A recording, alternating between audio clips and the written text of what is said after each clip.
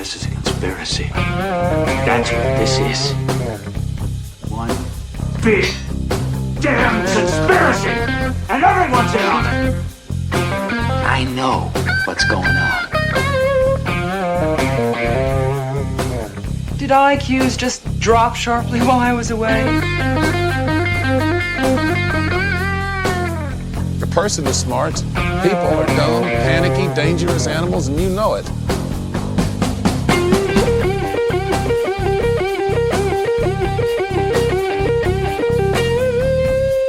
Did you see the memo about this? Just when I think you couldn't possibly be any dumber, you go and do something like this. Don't you see what this means? This is it! This is the beginning of everything! I've been waiting for this all my life! Welcome back, everyone. First things first, sorry to all the listeners out there for the lack of episode releases in the past week or so. What can I say? Life's been pretty busy of late, and I wasn't able to record the usual amount of shows that I normally would like to. But don't fret, I have some big shows coming up, some A-list guests that I've been dying to interview, so watch this space. Today, I have a guest show for you all. Recently, Joe and Jen over the Legit Bat podcast were kind enough to invite me on for a swapcast episode with JT from the JT Follows JC podcast. I have to thank Joe and Jen for setting this one up. Not only was it a great conversation, it was a fantastic way to be introduced to JT. We seem to hit a lot of the same topics and share similar views, so keep an eye out. I dare say we'll be recording together in the near future. Before I get into today's topic, I thought I'd remind you guys that I've opened up a merch store over at Fourth Wall. Should you guys want to support the show, this is the best way to do so. You can pick yourself up some great gear. Coffee mugs, posters, shirts, jumpers, we have it all. Now that that's out of the way, on today's guest show, Joe, Jen, JT and I cover the topic of Tartaria and Mudf, something I've never really delved into the show until now. We covered ancient cataclysms, societal resets, and much, much more. So sit back, grab a coffee, put your feet up, and enjoy this episode. Take it away, JT. All right. Hello, folks. TGIF. I'm here, JT, with the Legit Bat podcast. I was on their podcast, about a month ago, and now they're on mine. So I got Joe, Jen, and their friend Drew from Australia here today. So how are you guys doing? Good, man. Thanks for having us back. I knew we wanted to have another talk with you after the last one. It was so fun. And yeah, our buddy Drew here from You're Missing the Point podcast. He's been on our show, been on his. Another great show if you like to hear Australian accents. Yeah, I'm just here as the digital border jumper for this one, guys. Diversity. We strive for diversity on the JT Follows JC podcast. Yeah, so actually, I mean, but again, it's getting less diverse. As I said, this is the second Aussie this week in like 2 days. But was he a ginger? The other one? No, we don't typically. We're not going to do that more than one time a week. I am a true person of color, a person with green eyes and a red beard. So there we go. Yeah, then you get along with Paul from Understanding Conspiracy. He's our DEI host of the week. We love him. So yeah, guys. So obviously I'm going to take the lead today, since we were saying that last time I was being interviewed by Joe and Jen. And so first of all, why don't you guys tell the people about you guys and what you guys do on your podcast, just to kind of, if they haven't listened to the Legit Bat podcast before. Yeah, we pretty much cover whatever we just feel like talking about. It kind of started out as me, Jen, and my brother Ben, just our normal, talking sessions when we get together, because we're pretty close, and we just, talked about whatever. And we decided, you know what, the world should hear this. Let's get microphones and force this on people's ears. And it actually turned out better than I thought, but it's a little bit different from your channel. We aren't focused as much on a lot of this type of stuff, but we have talked about mud flood, Tartaria, even Bible stuff and all that. And but it ranges from current events to crazy conspiracies to orgone energy, like we just talked about last night, and it's pretty much just a mixed bag of whatever we feel like talking about at the time. So it's never scripted or planned, unless it's a person who has a specific thing they talk about. Other than that, we just shoot the breeze for an hour and see what happens. And even when they have something they're talking about, we still put in our 2 cents and make it conversational. So it's not so presentational, I guess. It's still we just rabbit want it to trails. be a good back and forth. Yeah. Yeah. And Drew, you said are you the host of another podcast? You guys, you have one as well? Yeah, I run a host podcast called You're Missing the Point podcast, and co-host a show called Conspiracy Theater 3000. My show is very similar to Joe and Jen's. I just like having conversations with people, a bit of a scattergun approach, multiple topics, generally around the areas of conspiracy. And I've recently become a Christian in the last couple of years, so I go through the Christian perspective on things as well and host a monthly show called Christian Conspiracy Coalition, where a bunch of Christians just come on and we discuss random topics. Oh, that's awesome. That's amazing. Well, praise God, you saved. That's how I knew he'd be a good co-host for this one. I knew he'd fit right in with your particular style of show. So, yeah, but it's funny because I typically try to pick a topic, but if you guys have the podcast we did together, and then typically when I do a live stream or I like it to be relaxed. It's like I never just have like a list of questions and like, okay, now let's go here to here. I like to let the conversation flow, and of course that's what we should do today. So I was saying, first of all, the big controversy right now I talked a little bit about last night was this whole boxing thing, the Olympic boxing. First of all, like before we get into like the mud flood stuff, what do you guys like? You guys got any thoughts on that? I mean, it wasn't surprising that's going to happen. And back when this first came out, they should mix women and men's sports. And this is even before the trans thing. It was like, we should do co-ed, let women go against men. They're equal, right? We should have women and men play on football teams or whatever the story was. But I knew, like, especially with MMA coming into popularity, that it was going to be interesting, to say the least, if that actually ended up happening. And now it's happened. Of course, in the Olympics, this dude is recognized as a woman to some people, so it's not unfair, but you could clearly see it was quite a bit stacked against the poor lady because she got her face beat in. I'll let Drew take it too, because I'm sure he's got a view on this. I didn't even see that. I completely missed this. I've been completely out of the loop on the Olympics. Well, it's quite interesting that not only this athlete that beat the heck out of a woman in a few 26 seconds or less has been banned from the World Boxing Federation from competing. But it's quite interesting that everyone's coming out of the woodwork and saying, no, this person was born female. It's okay. They just have a higher than usual amount of testosterone and they just so happen to have a Y chromosome. And they're basing this person being purely a woman on that they have a vagina. So it's a choosing kind of situation where they can't pick or choose within the alphabet community as what defines a woman, and they're constantly reaffirming or restating what that means to be a woman now. And now we're seeing the cultural implications of that, of men competing in female sports. It's almost going back to blood sports in a lot of ways, because women just physically can't compete against men with the bone density and muscle and sheer strength and power that's exerted in physical sports. Those are hate facts. We won't ever state those on this show. No, yeah. So I was true facts. I agree with everything Drew just said. As a woman, it's true. Well, what I was saying last night was I feel like that. Here's my conspiracy take on the whole situation is that the ceremony and particularly this sport, it's designed to be controversial because just like everything else, it's like reality TV. They need to have something to talk about, because if we're not talking about the Olympics, then like Jen is like not even aware of what's going on. Like a lot of these people have like, on this kind of like, I feel like that with people having their own little streaming apps and YouTube and all that kind of stuff, back in the day, you could not avoid the Olympics if you had regular TV, but now you could easily avoid it. And so I feel like that they're going with the model of any publicity is good publicity. It doesn't have to be. It doesn't matter if it's good or not. And so, well, I mean, that's proven by the opening ceremonies. I think that's the only reason that happened as it did, and people got outraged about it because they're like, "How are we going to get people to watch the Olympics? You know what we should do? Piss off several demographics at once and see what happens." And it worked. It worked marvelously.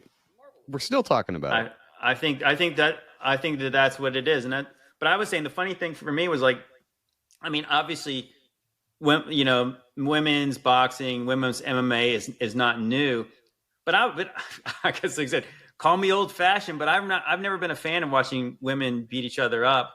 And it's funny. It's almost like, yeah. So I've heard that this is a Khalif from Algeria was born with, the female parts, but she has a Y chromosome too. So it is a kind of it's a little more gray than people are saying it's just a man versus a woman, because yeah, like this is a interesting situation. And I was like, let's just say doesn't have the Y chromosome, all her dimensions are still the same.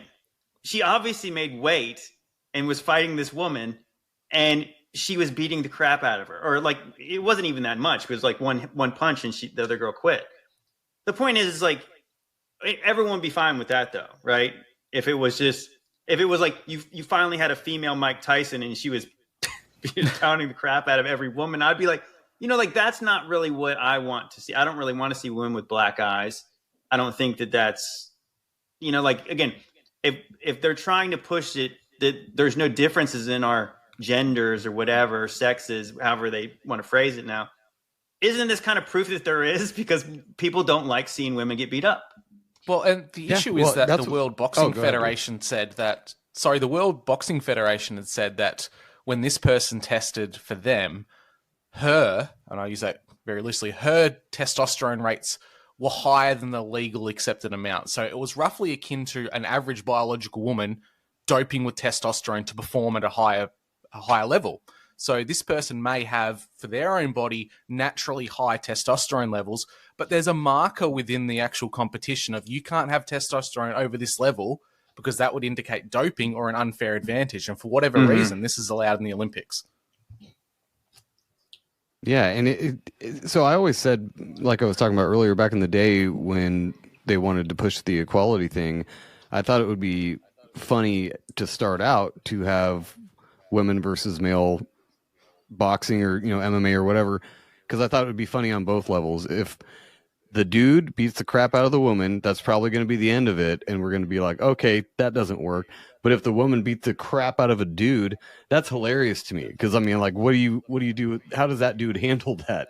He just got the crap beat out of him by an actual woman. But now we're changing the definitions of what is a man or a woman, and it gets muddy. And now we're here and we're talking about it. So. Right. And I think, again, that's probably why they did it, is because would we be talking about women's boxing otherwise? No, we wouldn't. we clearly wouldn't. But it's funny in that way you said. I remember, so my brother, when he was in high school, he was big into wrestling, and he's a bit older than me, but like I remember at points there was like these controversies where like a girl wanted to wrestle with the boys. And there was always this kind of like, you could imagine if you were the guy who got matched up with the girl, it's like, is there really any winning this? Because you could either dominate her and it would look like you're like, what are you doing, you jerk? Or you don't. And then that's I guess it'd be better if you humiliated her than to get humiliated yourself. Well, yeah, you never get challenged. Well, at the very least, it might make her improve her game. I don't think anyone should be allowed to win. You shouldn't go easy on people. You have to try your hardest. Right. So you got that? But this diversity attack on sports, it's only impacting women's sports, and in such a way that these young female athletes have tried their hardest their whole lives training for this peak performance are getting pushed out of the way by some third tier male who couldn't compete in their own Olympics and their own sports are suddenly getting the limelight. It's interesting that the diversity scale of things isn't applying to, say, men like Joe who are 5'0" competing in the NBA. They don't want that kind of diversity. It's always men and women's sports. Well, what's funny is if I was in the NBA, I could probably just run between their legs. I might be good. Mm-hmm. You don't know. Like if I really worked out and applied myself, I might be able to be in the NBA. You have to be able to run and dribble a ball, though. Can you do that? No, I'll just pass it. But yeah, it's like women's boxing. You said, would we be talking about women's boxing? No, because probably nobody's going to watch it, just like nobody watches the WNBA. Until that new chick that just came out who has actual talent is selling out stadiums now, and they're mad about it.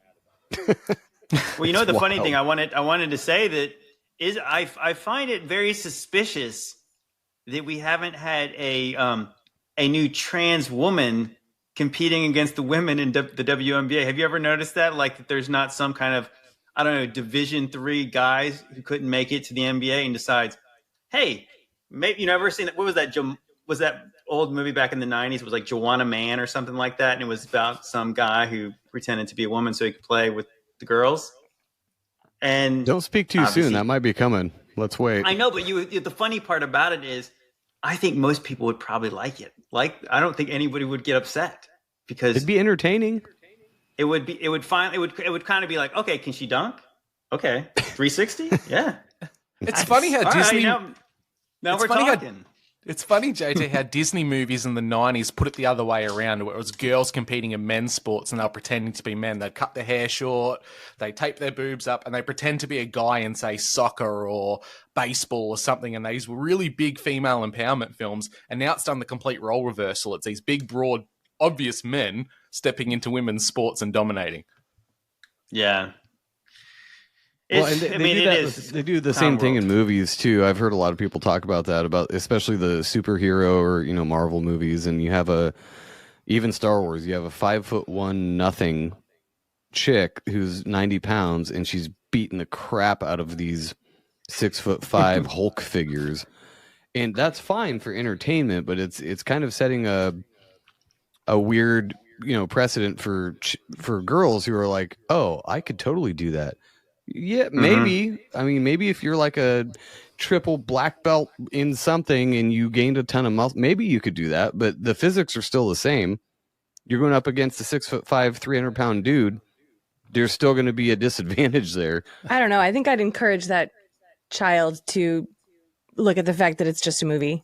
If you can see a girl doing that in real life, sure. But yeah, I know you can't do that. That's the Just problem. like you can't fly like they do in Disney movies. From what I've seen, the kids these days, in my old man voice, they latch onto these ideas in movies and think they're reality and then go try to act them out. We've seen that, and it's kind of terrifying that they can't. It's almost like they can't tell the difference between reality and movies anymore, which I don't remember that ever being a problem. I remember watching crazy movies in the 90s and being like, wow, that was an amazing movie. Wouldn't that be cool if that was real? And then we go about our lives knowing there's no way I could ever do that. It was a movie. And it seems like they're just absorbing these Marvel and, other superhero movies and being like, you know what? I could probably do that. Then you get the YouTube videos of these people trying weird stuff like that. And it doesn't usually work out so well for them. So probably a touch of autism there, Joe. Probably. No, the autism has kind of exacerbated that. Kids see movies, and now they're literally enacting these things.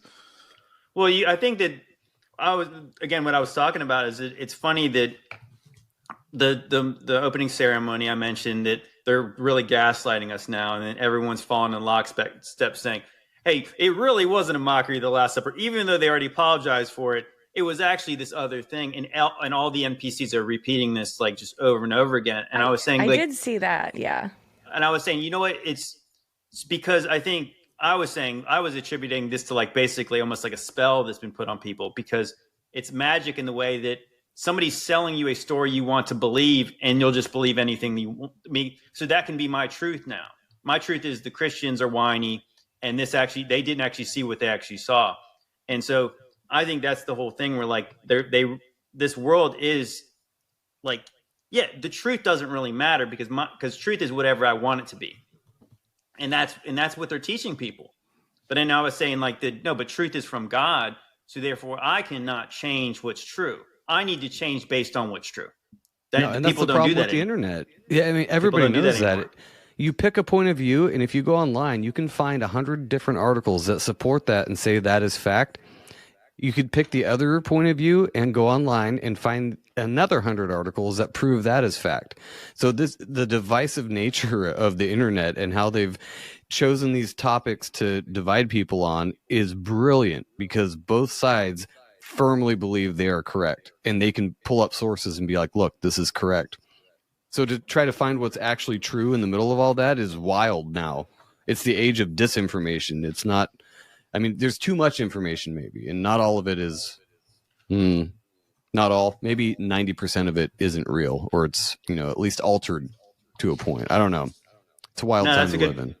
Well, that's a good segue into kind of what we're talking about. It's like, so we're kind of searching back into history, and it's funny to consider that most people who watch, I would say 99.99% of the people who are probably watching this don't trust the news. So, Yeah, and we've all woken up to that, and probably in different ways. So then now going back, when you think like, can I trust my history books? And the answer is obviously not. Like, you'd be very naive to believe that they haven't been lying to you for a long time. It's just it seems more obvious now. Maybe it was always obvious and we were just asleep.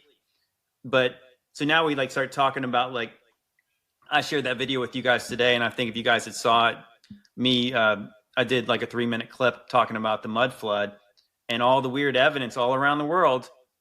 And I find it very fascinating that the mainstream doesn't even attempt to explain any of it. It's just like, no, again, it's like the opening ceremony. No, you didn't see that window that's kind of disappearing as the street goes up. You didn't see that. You didn't see all that stuff that was 20 feet buried under the ground all around the world. And you're like, yeah, but what is that? Oh, you didn't see it, so we're not even talking about it. It's just sediment. It's like 25 feet of sediment that just, it happens. It happens in nature. Just but that's sediment. the problem, too, is they don't even want to discuss it. That's what science is, trying to figure something out, researching a problem. But they're just trying to shove it under the rug. Like, that doesn't exist. Hey, yeah, Biden didn't say Negro, even though there's a video up. Don't worry about it. Like, it just didn't happen. Like, what are we going to do? Drew, what are your thoughts on? Have you guys on the Conspiracy Christian podcast? Do you guys talk about the mud flood at all? We haven't touched that subject as yet. I'm a fence sitter on when it comes to mud flood, because I don't throw the baby out with the bathwater when it comes to science and history. I tend to think that the truth fits somewhere in the middle, and it's not so much a case of all of history is a lie, is that certain aspects of history have been allowed to come through and others have been tweaked and changed. I tend to think the nefarious powers that be in this world, they're not very creative and they can't create history, so they just twist and manipulate it.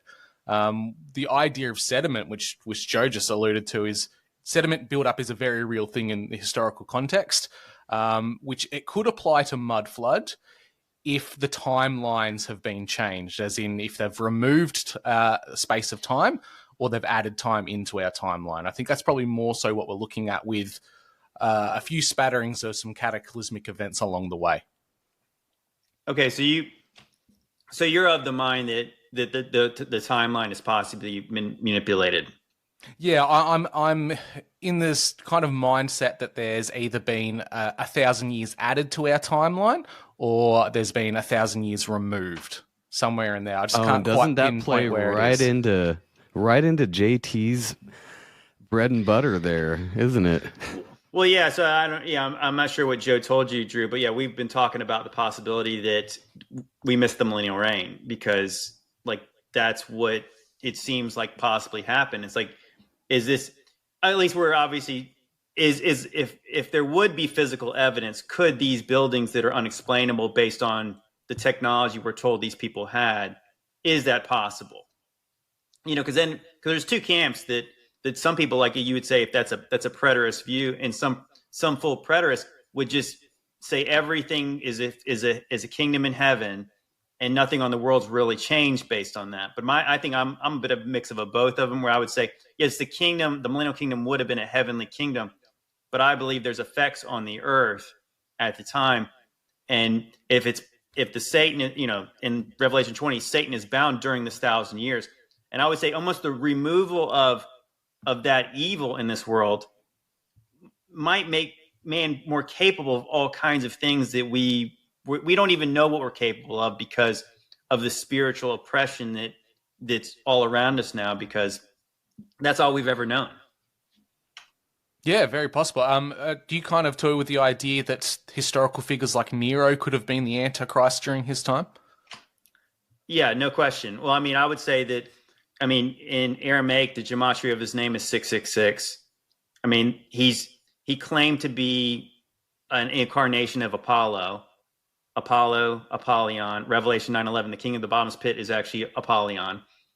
I think what's very obvious to me now, based on the things Jesus said and the timeline he gave about how he was going to come back in that generation, when he tells them this generation will not pass away before all these things take place. The beast was Rome. The seven-headed dragon is 7 heads or 7 hills, roams the city on 7 hills. The harlot, based on the Old Testament, is Jerusalem. 70 AD happens. The beast burns the harlot with fire in a 42-month war. And that's exactly how much time in Revelation 11 says the Gentiles have to trample on the holy city.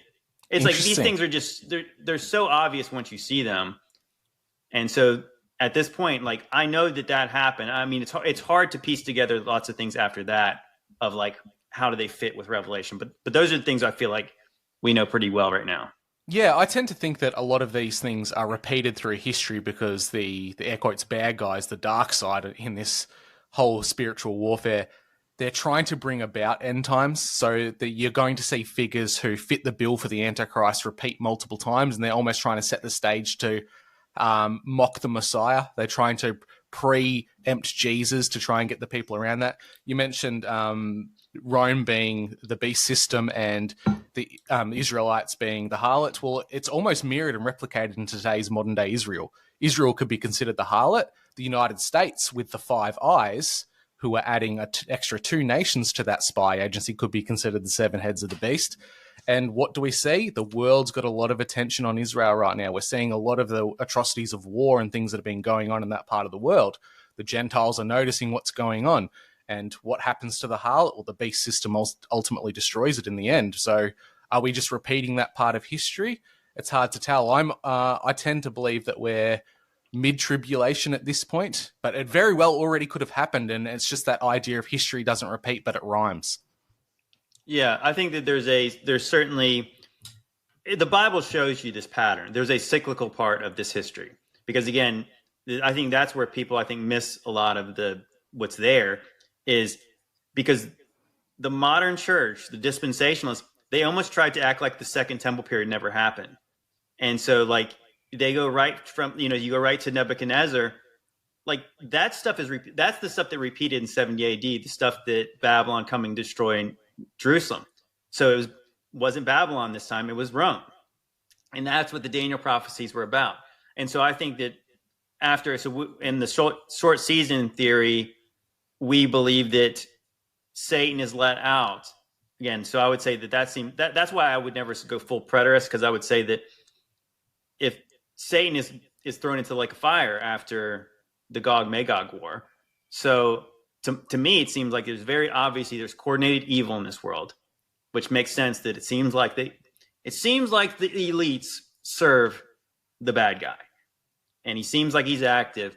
So what I thought possibly, again, the cyclical part of scripture and history, could Satan gathering the nations seem a lot like some of the events in Revelation?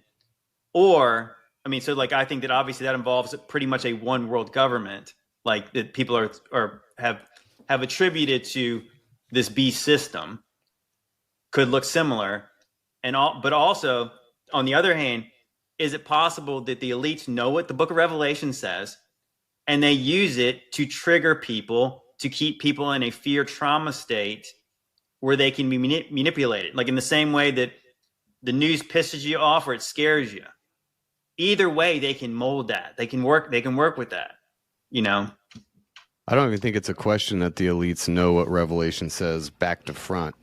I mean, some of the things that come out, you're like, we talked about that on the last show about the mark of the beast in your hand and the RFID chip. I'm like, it just seems a little too spot on to be actually what it is. It's like they're reading a manual and they're like, oh, next we have to do mark of the beast. It's got to be in your hand. So what are we going to do with that? I don't know.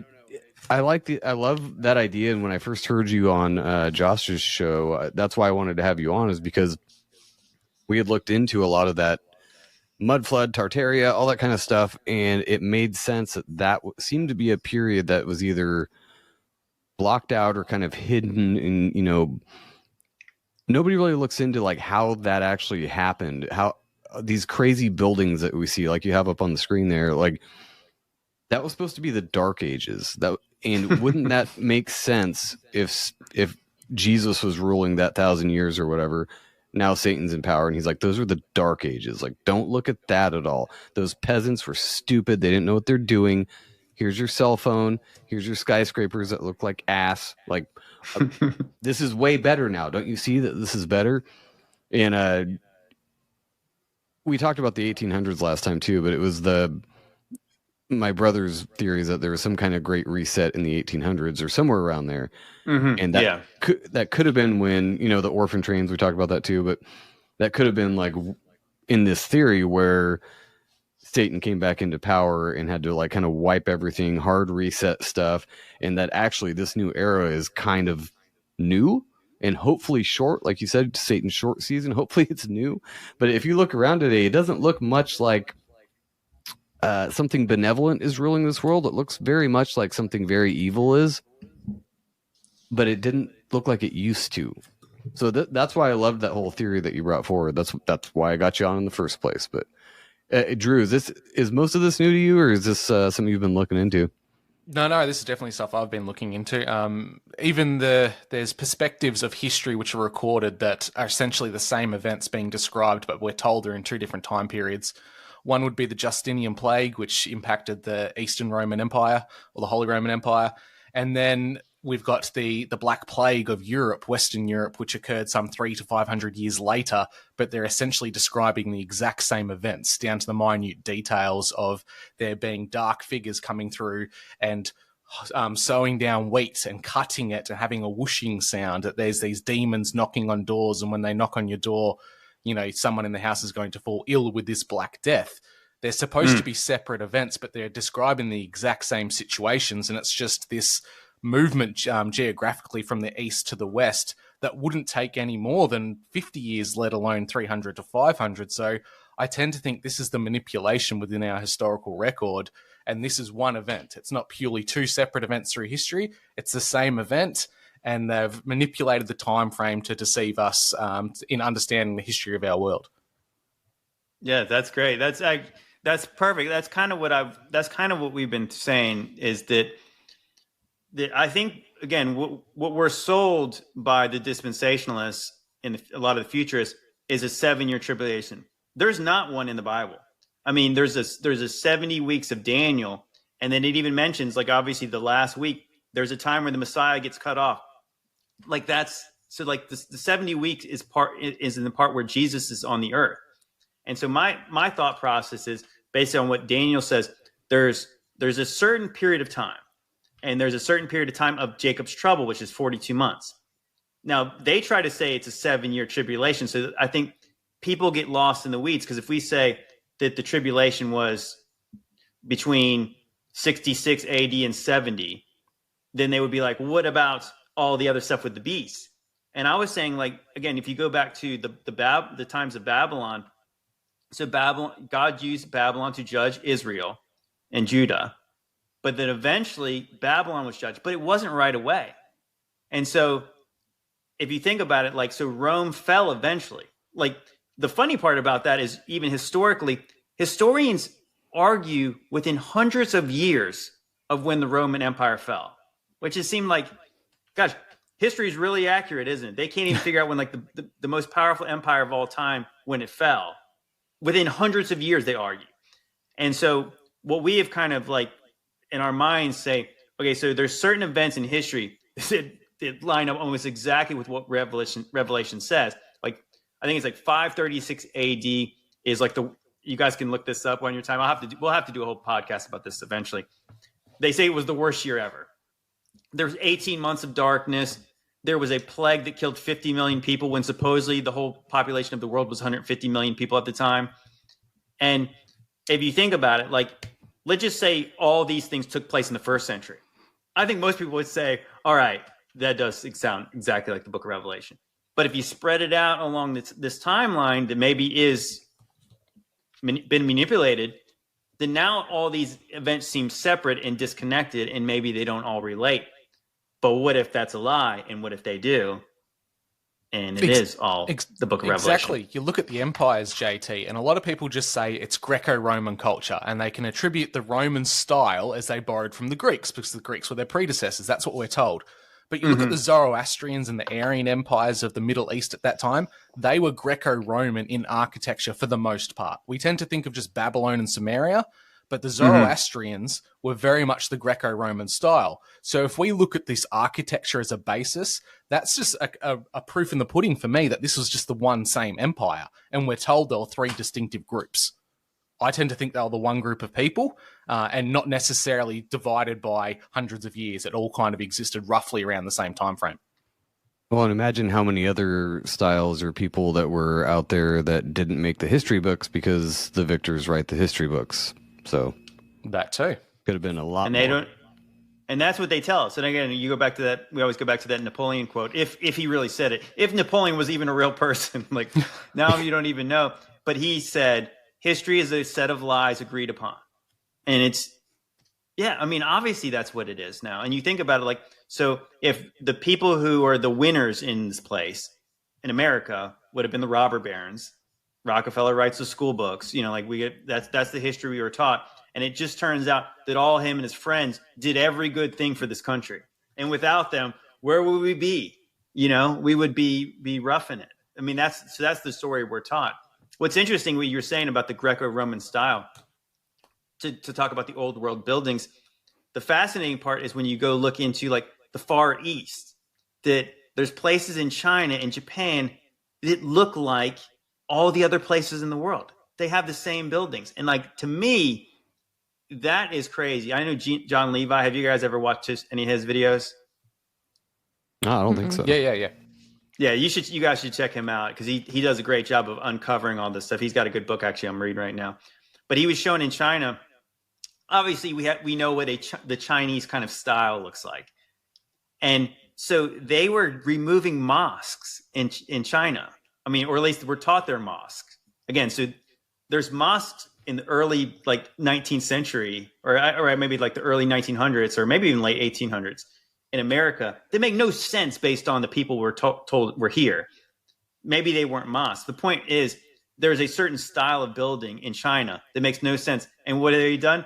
They start to take down the domes and they start to put up like the Chinese style. And it's like, literally, they are just, you know, trying to put a facade on a building because it doesn't fit the narrative. It makes no sense because we're told that like these people were completely isolated from the West.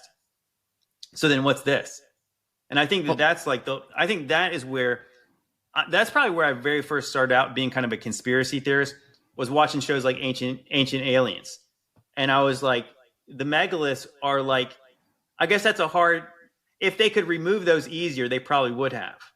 Because when you see them, when you finally get an understanding of how impressive they are and how they make no sense based on the history timeline we've been taught, then you start to ask questions.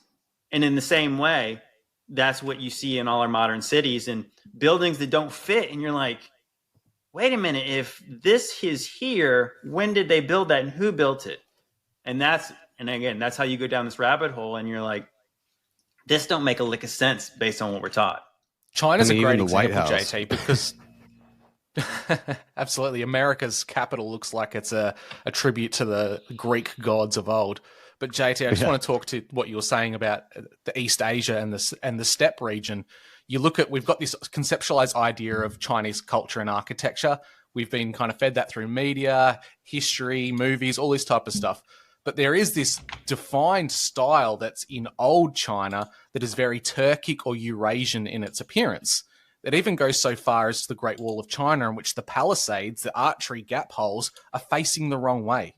You'd think that wall would have the palisades facing the Mongols, the Golden Horde that kept invading them, but it's facing inland China, which tends to allude to the idea that there was this Turkic, Eurasian, Western kind of European people that were living in China prior to what we would consider to be ethnic Chinese today, and they're actively trying to keep them out. And this is the thing we have to look at today. There's so many questions just based on architecture alone. Yeah, let me see. Let me share this. I think I got some I can share with you guys real quick. Screen. Yeah, I can't see you guys when I do this. Okay, so here's one. You see, let me see, I can make that bigger. Can you guys see that? Okay. Oh, yeah. Yeah, we can make it Yeah, out. so like these buildings that don't really fit. Right? Like these buildings, like the buildings are the same all around the world. So here's what this is: China, Ukraine, New Zealand. What is this? Another one. You guys are taking a look at these. These are this stuff is all around the world.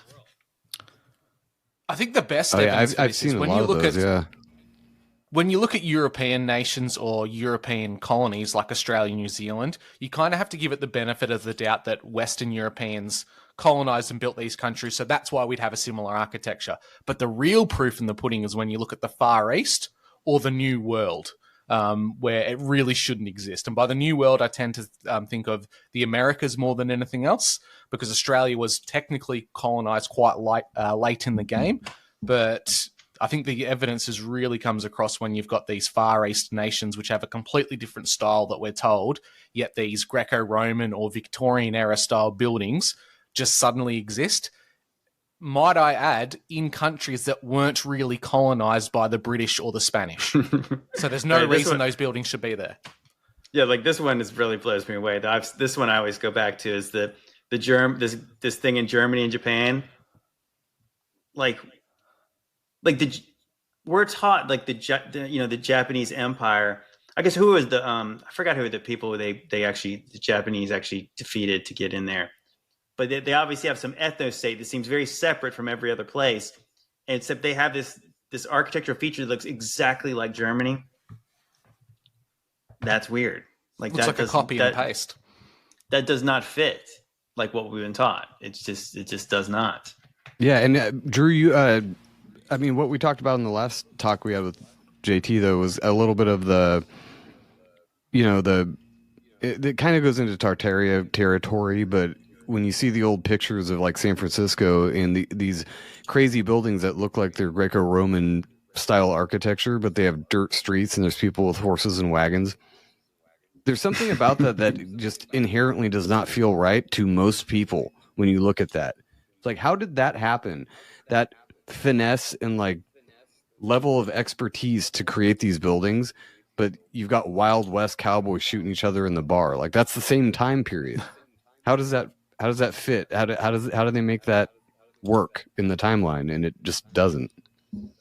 Well, this is where I tend to think that there wasn't just one singular mud flood or one kind of worldwide cataclysmic event or timeline that's been shifted, because in the conspiracy realm, we've got the mud flood Tartaria kind of approach where we see this very Victorian, Greco-Roman approach all over the world.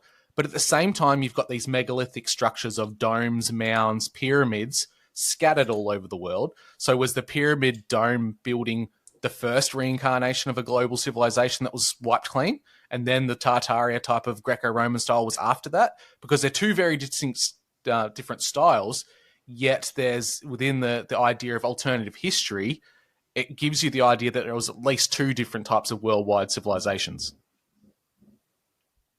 I mean, I think that, I was going to say, I am open to the idea that there was multiple resets. I just don't, I think that my last video focused on that. I had my friend on here, comes on here every now and then at Alpha Talks, and he's the one who presented me with the concept that a powerful enough earthquake has this term called liquefaction that literally turns the ground to quicksand. And so that made sense to me, because I never really kind of understood, like, so where does all the mud come from? Because typically in places where you see a mud slide, it has to start from some kind of mountain to come kind of roll down, and it's a lot different than what we're seeing, because this is everywhere. That's what I was kind of presenting in my video. It's like it's everywhere. All the Roman ruins are underground. The Babylonian ruins were underground. The Göbekli Tepe's under the ground. The Moai statues in Easter Island, which seems is about the most remote place in the whole world.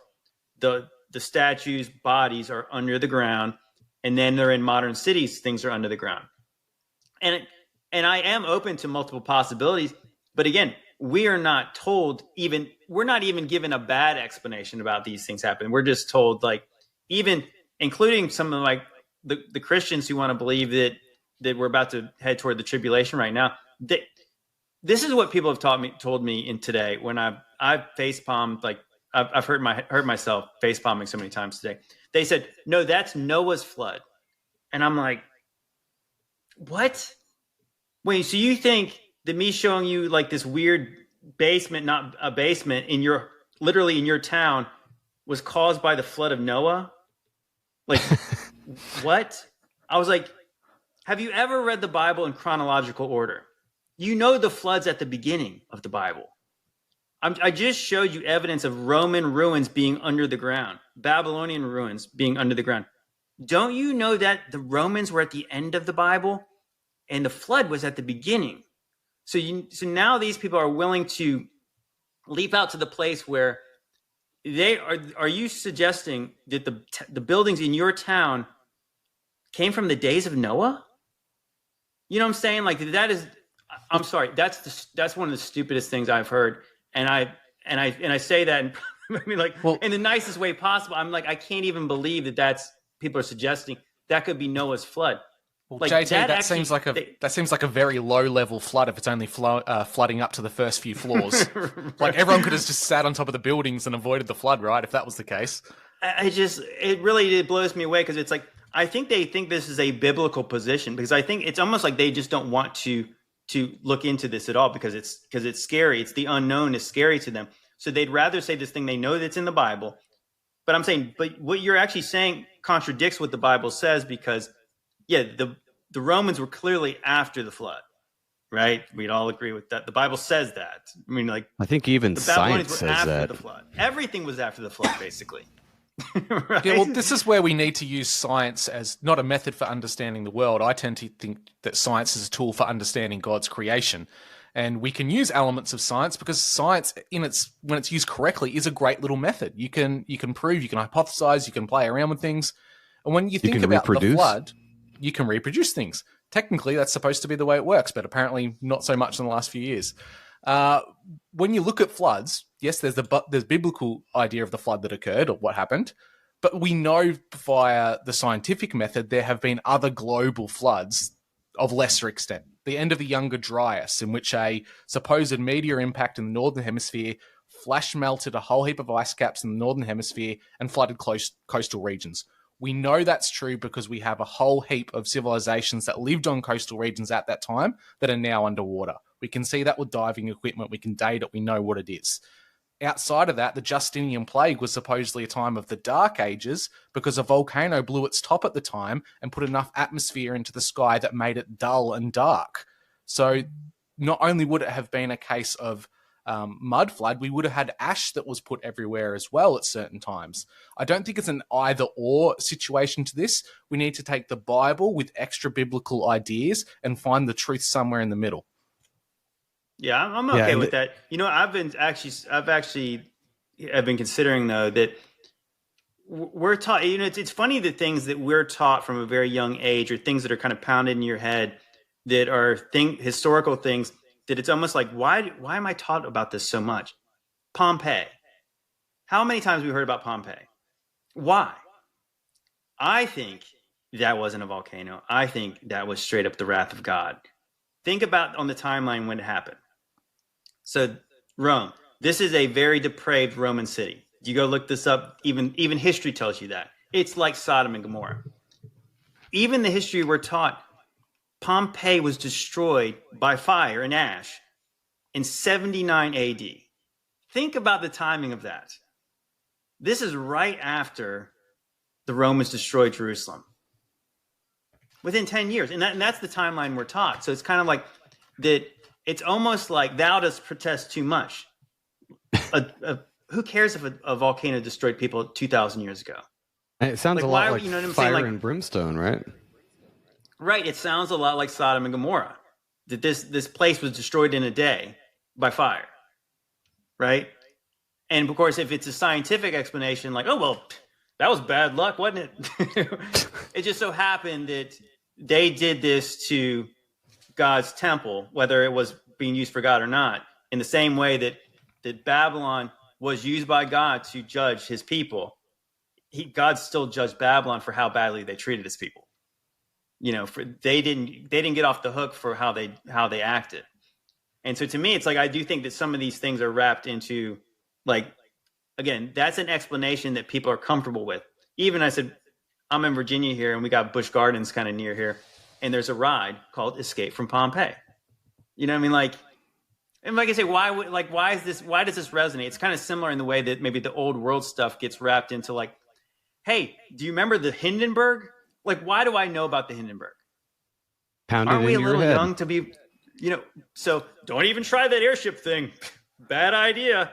That was dumb. Have you seen all the old pictures? I remember that too. I remember growing up thinking the Hindenburg was the first time they tried that idea, and it just went down and a bunch of people died. Then you look into it later and you see all these old pictures of airships. They were pretty ubiquitous. People were using them all the time to fly around all over the place, and they held a lot of people. And I don't know if this is true or not. This is, University of YouTube, but like the airships like refueling on top of buildings or whatever. I don't know if that's true or not. I can see it happening. I'm not surprised by anything anymore. But I think they were a lot more in use than we think. And then they realized that was a way too cheap of a way to travel. So we got to come up with something else that costs a lot more and uses more fuel. Because you know what? That makes money. Well, it's funny that's I just did a video on my page where I said I'm close to North Carolina, where like the Outer Banks is, and so in America we have the first flight memorial for the Wright brothers, and so obviously when you first hear about this, like when you're a kid, obviously the first plane flight was the first time anybody ever flew, right? I mean, like that's what I thought, and that was the beginning of the 1900s, and then you're like. And then obviously I learned more of the stuff I'm learning now. And I'm like, wait a minute. So they've been flying for a long time, because even you go into like the stuff like the Nazca lines and, and like in South America, and everyone's like, they must have been able to see this from up high, or maybe they just were good guessers on how to make these shapes. Well, obviously they could see above. And I don't think it's probably I don't even think it's that high tech to realize that certain gases are lighter than air and you can use them to float. And so, yeah, so even based on the history I was looking up, so like the first flight was supposedly in 1903, but I guess it was like 1785, some guy crossed the English Channel on an airship. And then there's depictions of airships, drawings of them from the 1600s. And that's what they tell us. So I'm like, it actually seems like, for one, they were saying it's almost like the blimp is what the concept that we have an airship, where you can only fit like 5 people in this you have to have this gigantic balloon to fly like 5 people. But the Goodyear blimp is such a mockery of like the actual technology they had. It's so stupid. Right. It's used for advertising above football games, bread and circuses. It's like, come on. I think that's, again, so we're taught about the Hindenburg and we're taught about the Goodyear blimp, probably because we would never consider that would be an alternative to an airplane. Right? Well, because how did King Solomon get to Ethiopia? He got to the Kingdom of Ethiopia. He visited many places within his region by the power of flight. Well, I think that's the thing. It's like that. I think some people were shown Bible shows where everybody's like just wearing robes and sandals, and it's real dusty around. They had, stone and everything, and it's like riding on, And I'm not saying some of that wasn't true, but if you even think about it, even today, there's third world places today. Not everybody's got iPads and laptops and iPhones and all that stuff. So there's places today where it's very primitive. So you can imagine like in Rome, which even like you go look into history, it had 1 million people that lived there. They must have knew how to coordinate all these things. And there was a lot of technology even in the first century. So I think that if with that knowledge, like who knows what technology they had. I was even speculating the other day about that. So the Romans destroyed the temple. And if you think about a megalithic temple, I was like, well, how did they destroy it? I mean, because Jesus said not one stone is going to be left upon the other one. So I was like, wait a minute. So if I heard about, I think it was like R.C. Sproul was talking about Herod the Great improved the temple, the second temple, like almost beyond recognition. He was saying there was like 60-foot long stones in this place. And I was like, oh gosh. So what we're taught in, like, if you go University of Wikipedia, you can go on there and learn about that. And they said, so how did they destroy the temple? Battering rams, and then they burned it. And okay, well, if it's a megalithic structure, well, the stones would not just burn to nothing. It was They a had super to. hot fire, man. Come on, they had hot fire back then. They had something. If you think about it, I said what actually seems very obvious to me now, that when you see the precision cuts in stones that they could do, well, if they had the ability to create like that, they obviously had the ability to destroy in the same kind of way. And they weren't using copper chisels to hack at the thing. They were using stuff that could actually cut stuff with laser precision, and they might have had more things than we know. Again, I think that all the way we're taught about history is in the way to basically fluff up our own vanity. Oh, we're so smart now. Aren't you so smart? You're so much smarter than the people before you. And you're like, yeah, I think I am. Those people were stupid this whole time. And meanwhile, I think that's proving itself out now, though. When I look at especially the younger generation, I'm like, you know what? The Egyptians might have been quite a bit smarter than you. You just take a walk down your local supermarket and you're like, actually, you know what? I think we had shit figured out a lot more back then. It seems like we're regressing. Isn't that scientific too? Entropy? Yes. I mean, I would say, well, I think that again, that's more evidence to us that whatever happened before, and was that the millennial reign? It seems like that maybe this is the way it would be, is that we're trying to decipher what is true that we've been taught now. Like, I mean, we're getting to the point now where like, man, everything you ever been taught possibly was a lie. And you really do have to kind of revisit every old topic with new eyes, with like each new revelation. Have we been lied to? And you're like, so then you get into Revelation chapter 20. Well, how would the devil deceive deceive the nations after this glorious time? Well, he would have to basically act like it never happened. Yeah. Have you ever toyed with the idea that? Have you ever toyed with the idea that not so much the millennial reign, but all of these resets have been competing factions against each other? So we know the idea of the Nephilim and the Raphaim post-flood, that these elites, the power structures that exist, they're not a unified force ultimately. They follow the same leader, but they're still trying to carve out their own little individual empires, and these resets have just been almost warring crime families competing with one another. Like you mentioned before that the temple was burnt down by the Romans, right? Well, there's a global an account of that even into the Scottish Highlands, of forts that have literally been melted with some kind of a great heat. And these are quartz crystalline structured stone. So for something to heat up and melt stone to that kind of level, it either has to be, God bringing down hellfire and brimstone on them, or maybe it's these types of entities using their level of knowledge and technology feuding with and fighting with one another. No, that's possible.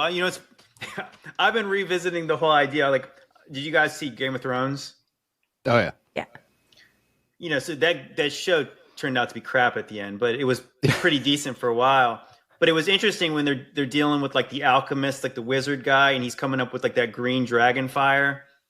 And, you think about that kind of stuff, it's like maybe that's the kind of technology they had, because what the show tells you is that the dragon obviously had fire that was stronger than regular fire. It could destroy buildings with it. And then they developed a way to do that. And so I've started to revisit that show. I said, even if it's funny, you know how much on the nose it almost seems at the end of it? Okay, so in the book of Revelation, it's about the horde that rides the beast. How does that show end? A woman riding a dragon and destroying the city at the end? I mean, like, is that what that was trying to show? And I was like, I think it is. And what's crazy, especially in this idea of the battle of Gog and Magog, right? Even in the book of Ezekiel, it talks about travelers, and it's you can see this, like the battle they're talking about is more than just a regular battle. Like when it's saying travelers, a lot of people interpret that to be like they're travelers between like realms. Like these are spiritual entities. Even what it says in the book of Revelation, that this army that Satan gathers is of the sands of the sea. Okay, so like we're talking about more than just a regular. Yeah, well, so I mean, obviously more than you could imagine. And now think about Game of Thrones again. Okay, this is I'm not sure you guys were on the where you guys on the flat Earth thing, but I heard you say globe. But just hear me here. Obviously, actually, it's funny. I just shared something on my Instagram. Was they were showing that the continent of Antarctica, which obviously in the flat Earth model is a ice wall, it's the average height of the shore is 2,160 meters. So as an Aussie, you would know that's really big. Nobody knows. Like it's Nobody knows. over It's impossible to tell. over a mile high, and it was interesting. They were showing it compared to like New York City, like how high that would look. And so it's fascinating that show Game of Thrones is, I mean, without talking about the stuff in Westeros, there's this threat, this coming. So they have to protect against this ice wall, because over on the other side of the ice wall is this basically unalive army, this zombie army, where you have zombies, you have zombie giants, you have a zombie dragon, and they're coming to destroy all of humanity.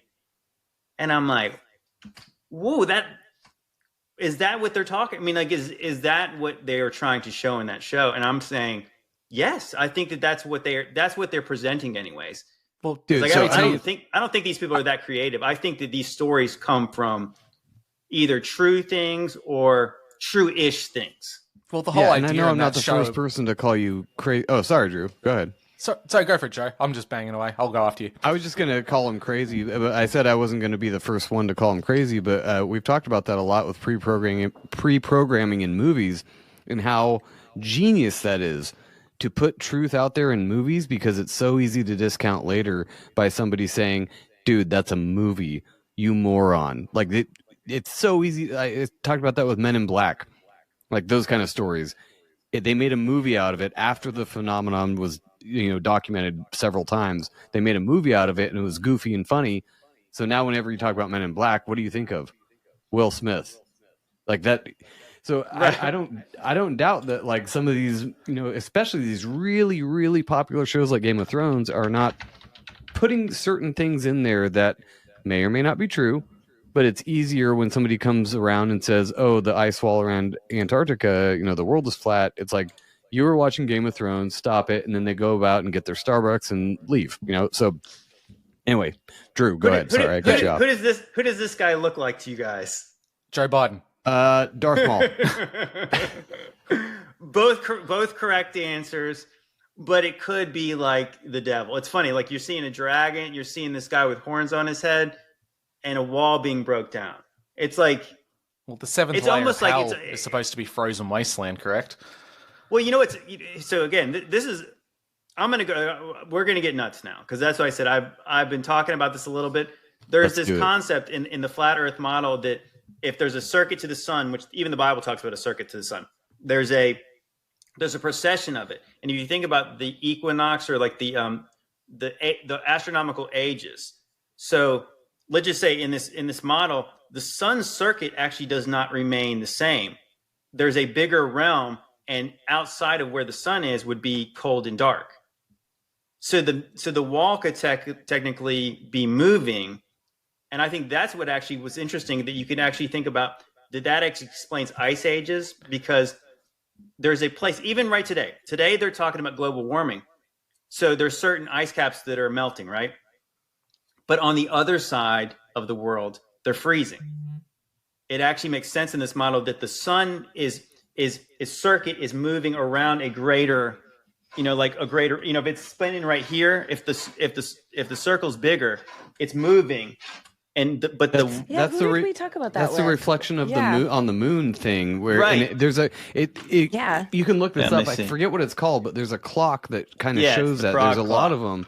Prague clock. Okay, where it goes. Yeah, pull it up, because it's really cool if you look at it compared to what the flat earthers are saying with the moon and the way that it moves around in different ages.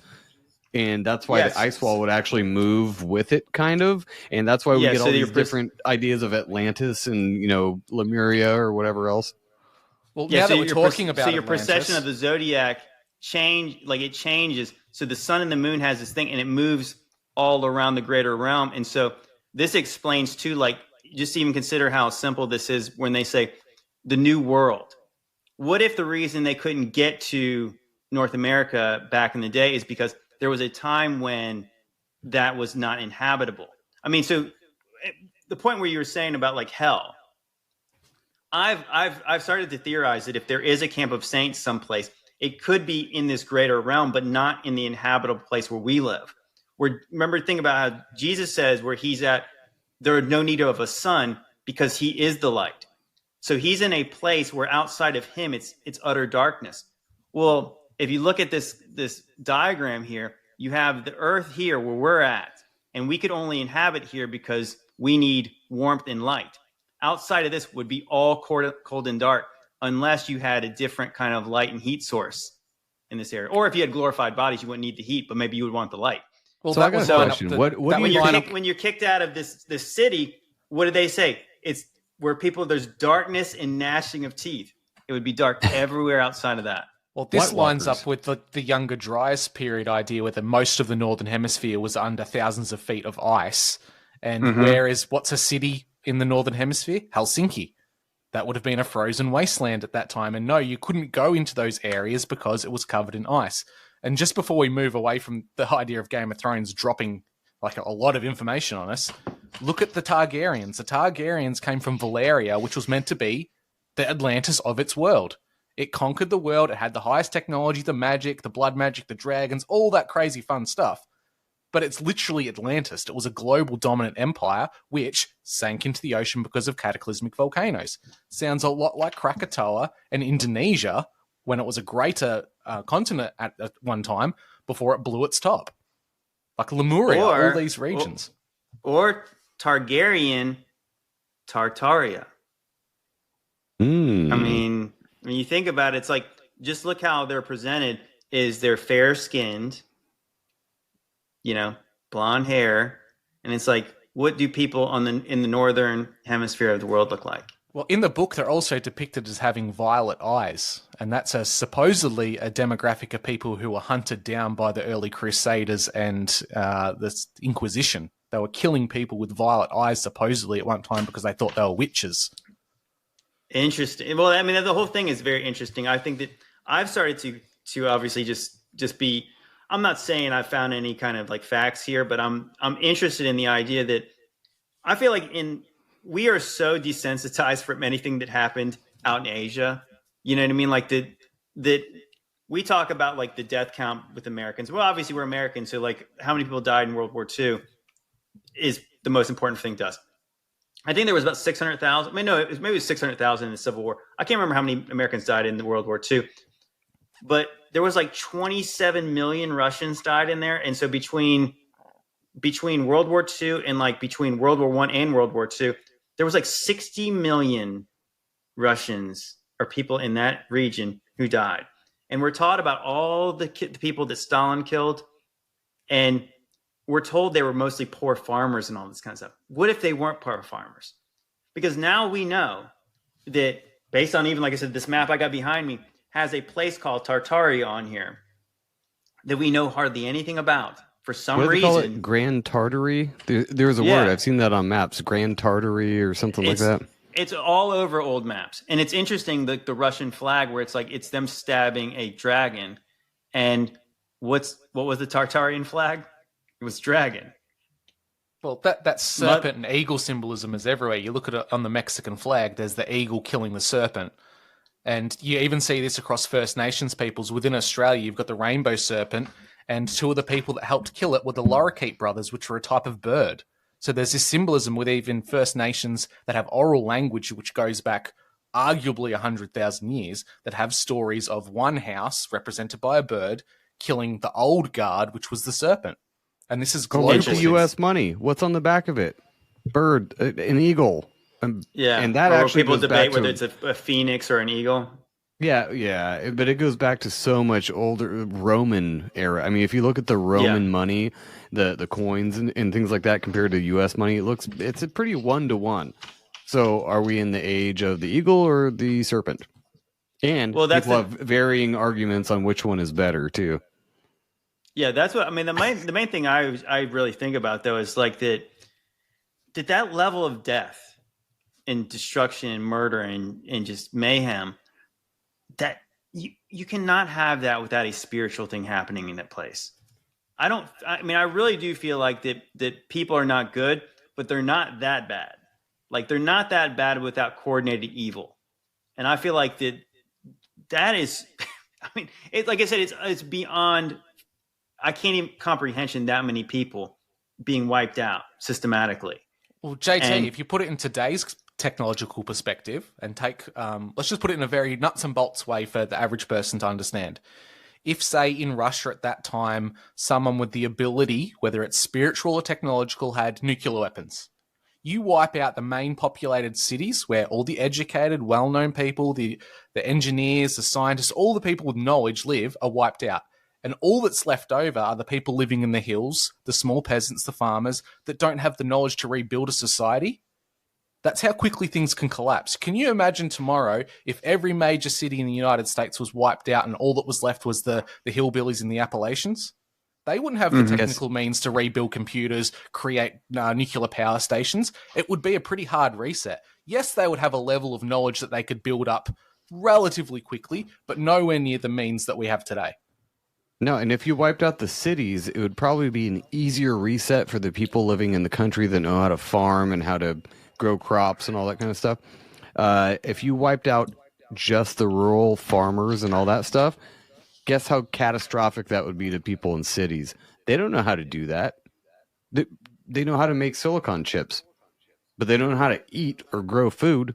Like, what would be worse, a catastrophic event to the cities or to the farmers? I would say it would be worse if the farmers got wiped out. You know, that's interesting. Again, like to what I was saying, that what we're taught is historically they're wiping out farmers. You know, because maybe they knew, because if you really do think, and like if this is something that the controllers can pull the lever on at some point, what they would have to do first is make us very dependent on them. That's not happening at all, is it? That has happened. So that's what it's so funny. Even I was talking with people when they're talking about like a civil war and all this and all that, and I was like, people in America saying, "Oh, we got our guns. We're gonna like, they won't take me." And I'm like, they won't have to. They can just shut the grocery stores down, because most people don't have the means to feed themselves without going to the store. And if you think about it, if the powers that be wanted to do that, that would be the easiest way to do it. Would there be any shots fired? Maybe not that many, because who would you even try to go against? And F-16s. I think that's what Biden says. So if you think about it, F-16s. They try to make it harder for people to be independent of these places, and then eventually they can control us all. And I think that if something like this happened in the past, maybe that's what happened before. Because again, you go back into those pictures, those eerie pictures from the 1850s, where you have these massive cities, and then there's hardly anybody in them. Maybe it's a mass suicide, though, JT. Like, people talk about the idea of alien disclosure, and the argument against that has always been that if, for whatever reason, the government said, yes, aliens are real, which, by the way, I don't tend to believe they are, if they said aliens were real, the argument against disclosing that is that every major religion would be turned on its head and there'd be mass suicides around the world. Well, I think that would happen if you just turn the internet off. If you turn the internet off on today's modern day and age, all these young kids who are socially addicted to the Twitters, the Instagrams, Facebooks, TikTok, all this type of stuff, they would not see life as worth living. And they already have horrible mental health at this stage. If it all turned off in the blink of an eye and never came back on, you would probably see a pretty decent suicide rate across the world. Actually, in America right now, you could probably accomplish the same thing by electing Trump again. From what I've seen, if you elect Trump, there's probably going to be mass suicides. Combine that with turning off the internet, and yeah, there you go. You've achieved your Agenda 2030 depopulation. So here we are. What do we got? 6 years left? Okay. I'll be all right. Hey, JT, how far in, if this is Satan's little reign or whatever, the millennial reign, how far in would you say that you would think we are? I think that, again, like, as I guess your brother Ben was saying, that he thought it might have been the early 1800s. I think that, again, this is all speculation, just based on other factors. But we were guessing that sometime maybe around 1776. Isn't it kind of funny that there was revolutions, not just here, but there was in France, like shortly after that? You think about like we've noticed the symbolism with the Statue of Liberty that looks a lot like Lucifer, looks like a lot like Apollo. Gets delivered. She's got a chain that's broken that was around her ankle, which is so bizarre. By the way, she's on a star for it. When people didn't even mention, the pedestal she's on is probably more impressive than the statue. That's a whole other episode too. it's like this terraformed island with a star fort on it. It's pretty strange that they had the ability to build that back in those days. But so some people have speculated that it could be 250 years based on if the millennium reigns 1,000 years. I'm one of those people who say that the Bible does not give a timeline on Satan's little season. So some people say, oh, well, this is a long, short season. This is a long, little season. I was like, but those are also the same people that say when Jesus said he was coming soon, that could mean 2,000 years. So I'm like, so hold up, be consistent here. What I think it means is that all we really know about this time is Satan gathers these armies in order to go fight against the camp of the saints. I think that the little season, as long as it takes for Satan to gather the nations together, to deceive the nations. And I think it's you know what's interesting? Like people were really pointing to this whole Olympics, and they were looking for the code. Like 2012 had obviously code for potentially what happened in 2020. And what a lot of people do what I do notice, the Commonwealth Games, was last year, 2 years ago? Those things were crazy, and it was like this rebuilt Tower of Babel. And I think maybe that is what the short season culminates with. If it comes back to like this time of Nimrod, where the nations are one and they unite in this full rebellion, that there's nothing going to stop us. We're going to build this tower. Maybe that's the similar situation where it's time for this thing to completely end, because I think that the story of the Tower of Babel does not get probably talked about enough, but because it's not really much in the Bible, honestly. But I think what the story of the Tower of Babel is about is God's mercy, believe it or not, is because if you see this pattern in the Bible, God uses nations to judge other nations. And if there's a one world government and there's tyranny, well, who's going to judge that? Only God himself could do that. So what God did when he destroyed the tower, he separated the nations. Basically, he bought man more time, because so then I won't have to do like what I did in the days of Noah and destroy the whole earth again. So I think if that's what if that's the culmination of all of these things, is these nations, again, that's obviously a very clear agenda that they want to combine these countries together, centralized government. It will be tyranny, and we all know that. Well, just to quickly add on to the Statue of Liberty, it's a clear throwback to Ishtar, which is a goddess of copper. And what's it made out of? Copper. Mm-hmm. Quite interesting. But you're talking about the copper.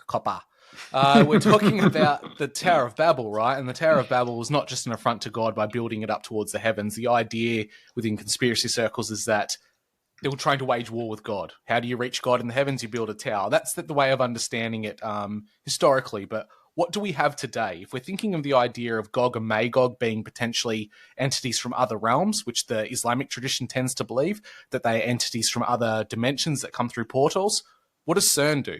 CERN could be a modern-day version of the Tower of Babel. And what if they're trying to send through modern-day super soldiers, which have potentially tweaked genetics to be stronger than average humans, gods of old, if you will? What if they're trying to send them through like a virtual Stargate into the heavens to wage war with God again? The idea is that the angels fell and it was only a third of them. Well, how do you get more troops? You breed with the humans on Earth. You get the Nephilim. The keys that was kind to the of wiped abyss. away. Yes, and then you've got the whole idea of the Rephaim. Well, the modern-day elites, they're just replicating through technology what the spiritual warfare was of old. You're creating super soldiers, you're using mRNA technologies to tweak and CRISPR the DNA to create a platform of extra boots on the ground. And if you're using the likes of a CERN, which scientifically has the possibility of recreating the Big Bang and or peering into other dimensions, that sounds a lot like a way of sending troops onto a battlefield that you can't reach physically. Dude, and I love that idea too, because Tesla is actually actively building like robots. There's I don't want to call him a whistleblower, but there's a dude on the University of YouTube. But anyway, he works at Tesla apparently, and was talking about how they're working 12-hour shifts 7 days a week to make these robots, apparently to fill the void of all these people that don't want to do shitty jobs. But it made me think, like, in the cycles of time, if Revelation is a cycle, or the whole Bible is a cycle, what did they say during the tribulation? That they would have they would look like men or have the faces of men, but they'd sting like a scorpion. Doesn't that sound like a that's robot? the Doesn't sound like a locust to robot? come out of the pit. Yeah, and that's kind of what's happening now. They're building an army of robots, and I guess the estimation was that like a third of armies would be these robots, which is a very interesting 33% number. But that they would have the faces of men, but would sting like a scorpion. Like, there's different things that fall in line where I love your theory of the whole Revelation thing already happened, but I also love the idea that it might be a cycle like what Drew was talking about, where it kind of happens, maybe not over and over again, but at least a few times. Seems like it's happened at least a few times. You kind of love the idea that we might be about to go through the tribulation. No, not really, but I'm just trying to fit that puzzle sounds pieces really together. scary, but awesome at the same time. Hey, God wins. He's already won, so it's fine. I like this picture you've got of Shiva the Destroyer, right? A lot of Christians look at this and go, oh, it's Shiva the Destroyer, it's bad news. This is Shiva the Destroyer doing her creation dance. So it's not so much the idea of CERN as destroying atoms, it's creating something. So is it creating a gateway? Well, That's you know, the interesting part about Shiva is, and even I was noticing it because I've been reading back through the Bible and I'm reading through I'm in Ezekiel now, but it mentions like that when God is going to send Nebuchadnezzar and he calls him, I'm going to send a destroyer. So Shiva does this dance where she destroys and then he destroys and then I always get him confused. It looks like a woman. It's trans. Must be the hair. It's a modern day. But anyways, but there's a destruction and then there's a rebirth in this process. But I want to go back to what you said. I can't remember if we talked about this last time on the podcast. But so I had this. I always bring everything back to movies because I've just seen so many of them. But I started to think about like did we talk about Infinity War and Endgame? I'm not sure. I don't think so. I don't think so. Okay, so here's my kind of like meta just look at this thing, like what message could they be telling us through these movies? When I first started making videos, I instantly noticed this connection that when Thanos is introduced, he makes a big point to say, you know, destiny arrives all the same and now it's here, or should I say I am. That's like his big reveal in Infinity War. And so I was like, well, and so his goal is to snap his fingers and make half of humanity disappear. I'm like, okay, so that sounds a little bit like a twisted view of a rapture. He's going to kill half of the universe by snapping his fingers. Okay, so check this out. So here's the other connections. His ship is called the Sanctuary, right? The very beginning of the thing is like his like high priest guys walking around saying, you might think this is suffering, but no, this is salvation. Even in death, you will become children of Thanos. So it's like he's very clearly like this God character, potentially a Jesus character. He's talked about like as the most powerful entity in the universe. And then he's getting the ability to obviously do all the things he's going to do. And so what's he going to do when all's said and done? If he wins, he's going to rest. He's going to go rest. And where is he going to rest at? In the beginning of Endgame, they're looking for him. Where is he resting at? His daughter knows, in the garden. Which garden? Like, is there another garden that could be called the garden except for the garden we all know? Well, you throw on top of that, JT, he's a Titan. His race is known as Titans. So he's literally a throwback to the Greek gods of old. And his color is purple, synonymous with royalty. So he's got the royal bloodline of a Titan. He's just the inversion of many extra biblical things. But, you know, the evil side of that, he's corrupted what the stories of the Bible are. But I would say that this is a Gnostic story is what it is, because the God of the Bible is shown as Thanos. And so even at the very end of Infinity War, there's a battle under a dome. It's basically like the Battle of Armageddon. So I would say, so what happens at the end of Endgame? Thanos wins. It's over. The good guys lose. Again, so I always bring it back to like Thor. So Thor is like the ultimate good guy in, you know, like the character that's almost equal to Thanos. Well, he's the character that was prideful and got cast out of his heaven, fell like lightning to earth in the very first movie he was in. And so he's the good guy. He's the storm god, and all of these storm gods basically represent Satan himself. So then you go into the next movie. So they make a point to say, like, this is over. Thanos had won. So what can they do? Well, they figured out a loophole because he had won. They couldn't reverse it. But what they had to do is they had to use the quantum realm to go back and create alternate timelines. And so when they did that, they end up fighting Thanos at the very end of the movie, and they opened up all these portals. They literally changed time, and then they have this big battle at the end, almost like a Gog-Magog battle. Even Thanos himself says, now I know what I need to do, because I thought after wiping out a certain amount of people would be grateful. The people left would be grateful. But now I realize I have to wipe this whole place out and start again. So what does God do at the end? He creates a new heaven and a new earth and starts all over again.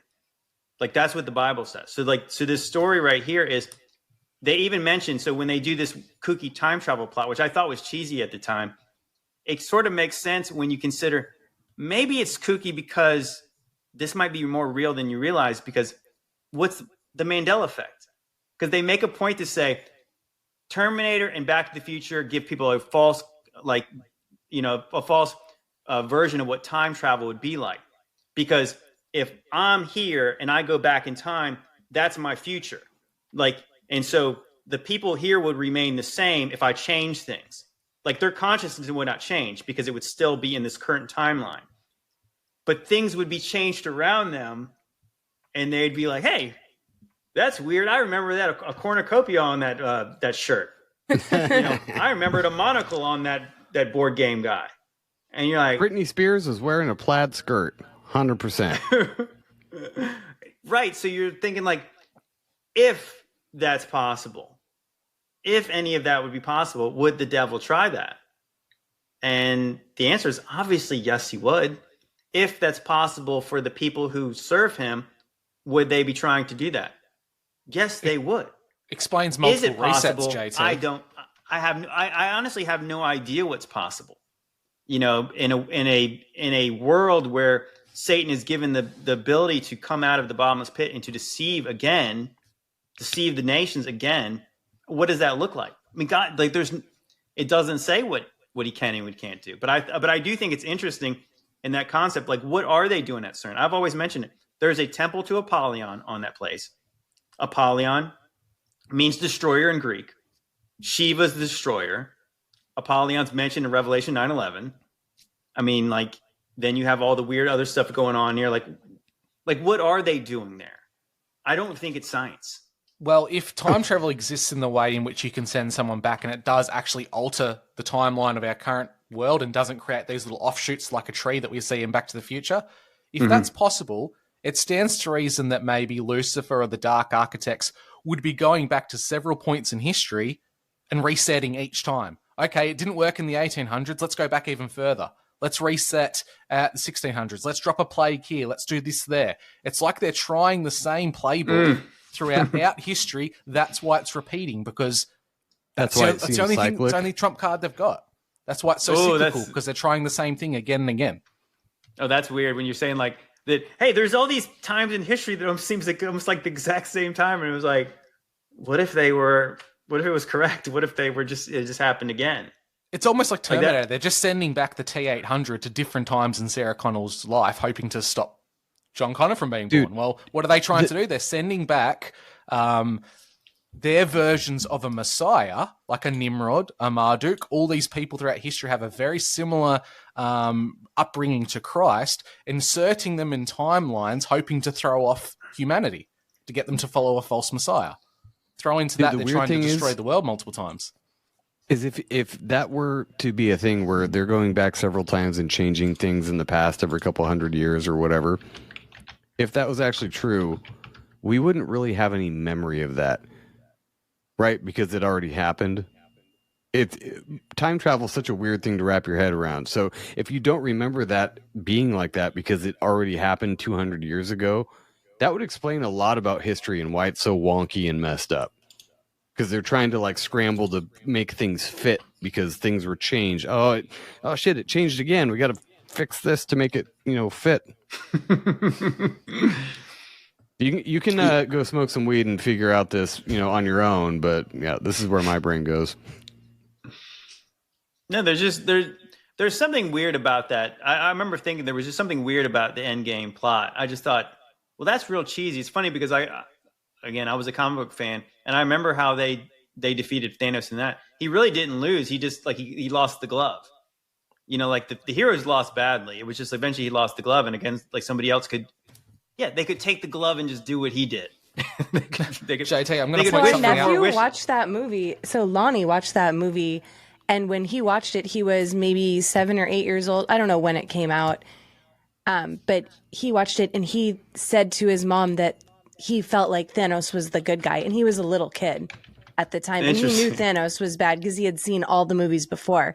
And he said, he has a good point. I don't disagree with anything he's saying. It was super funny. I've got to point something out. Terrifying, though. In those films, Thor loses an eye, right? Thor is like the anagram. The one eye. The one eye. He's literally Satan. You look at the planet of Saturn, supposedly, it has a pole on there that looks like a single eye. He's the one-eyed god. He's literally the personification of Satan in the Marvel universe. Oh, yeah. I think there's no question. I said they're not even subtle about it. I said, when you watch that scene, I've used it so many times in my videos, that his son, his father, saying, "You're unworthy. You're basically you're all these horrible things, and I'm going to take your power from you, and I'm going to cast you down to earth literally he falls like lightning from heaven, and then he gets a girlfriend on earth, which, like I said again, is almost a story of the Watchers, and so he loses his eye, which is interesting. There's kind of I wouldn't say it's a B movie, but it's not a very good movie. I think it's The Gods of Egypt. Have you guys ever seen that movie? It's actually got the guy from Game of Thrones in it. The guy, what's his name? Jamie Lannister. Yeah. And so he's Horus. Okay. And so he pulls his eyes out, and then eventually he gets one eye back. And so Horus has the one eye. And of course, you think about your dollar bill, you got the one eye. Horus is one eye. Where have we seen that symbolism anywhere in pop culture or else? Everywhere. Well, it's funny, like I said, you go back into the Revelation 9/11. I did a video, and I probably get in trouble if I talked about it too much on YouTube. But I was talking about the symbolism between the memorials that are pits, and I was like, that's pretty interesting that it's a pit. And I remember going to New York City before I woke up spiritually, and I said, I don't know about you guys, but I think this sucks. I was saying that I thought I was one of these rah American guys. Then I said, we should build those towers just a little bit bigger now, to maybe put a middle finger on the top of it to say, you can't stop us. Instead, there's 2 big holes in the ground. I was like, this is depressing. Wouldn't somebody see a victory in this? And so again, Revelation 9/11 is about Apollyon. Apollo and Horus are basically the same deity, crossing over from Greek mythology to Egyptian. And after that, the year after 9/11, they marched around. I don't know if you guys see, this is one of these things I've saved on my computer, but it's harder to find now. On the CBS newscast, but once again, CBS's logo is an eye. If you guys haven't been paying attention, it is an eye, one eye. And kind of a sideways wonky eye. They marched around this circle. I don't even know what the circle was, but they were doing this ceremony, and they marched around the thing and formed an eye. And I was just once I finally could see all this stuff, I was like, that is, they might as well have just thrown up the middle finger to everybody. And it's kind of they said, I mean, like I said, it's so interesting when you think about Manly P. Hall says that their symbols are the language of the mysteries. So these things are actually transcend regular language because they transcend time, they transcend places. These things say a lot more than words do. Well, it's funny that you mentioned. Sorry, JT. I'm sorry to interrupt. You mentioned memorials, and this is something that's like you said, there's hidden code in everything that happens. Look at all the war memorials around the world. And when we speak about soldiers sacrificing their lives for their country, for their family, It quite literally is a sacrifice when you look at the etymology of the word soldier. Sol, dier, those are who are about to die. For the gold, Sol Invictus. That's where it comes from. It's a pagan god. You throw into that, a lot of countries in the Commonwealth have the rising, particularly Australia and New Zealand, have the rising sun as their war memorial symbol. So on the Australian coat of arms for the military insignia, it's a rising sun made of bayonets. So who's the bright morning star? Who are our soldiers being sacrificed for in this game of chess with these world leaders?